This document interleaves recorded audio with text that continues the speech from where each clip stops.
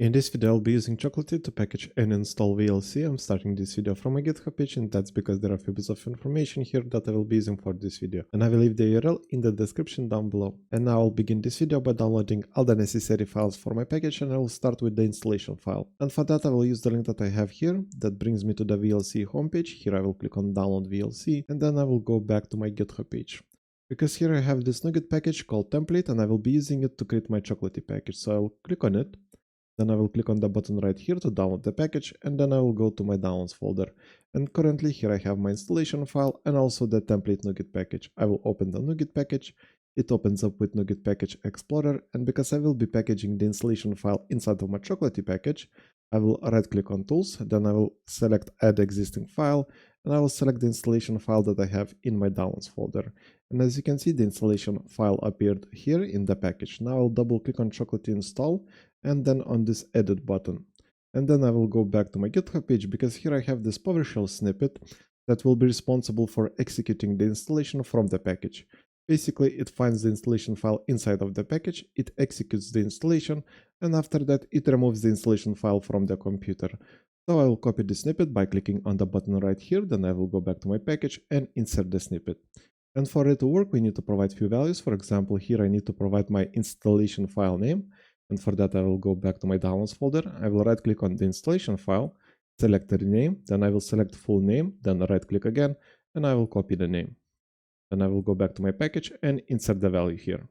For the package name, I will enter VLC. For the file type, I will enter exe because the installation file that I'm using has the .exe extension. And now we need to provide silent switches because we want Chocolatey to execute the installation silently. And for that, I will once again go to my GitHub page.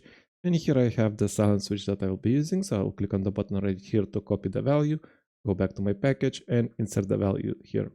And that's all the modifications that we need to do for this snippet. Now we can save it and let's go back to the package. And now I need to enter a few bits of information about the package here. So I will click on this edit button.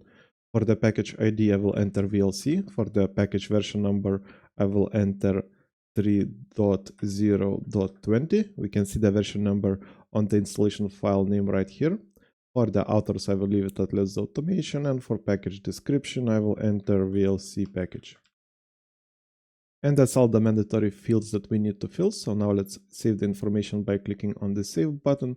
And now we need to save the package itself. And for that, I will go to File, Save As, and I will save it in my Downloads folder. I will also use my Downloads folder as my Chocolatey repository, and I will try to install this package. So let's save it, and now we can try to install this package.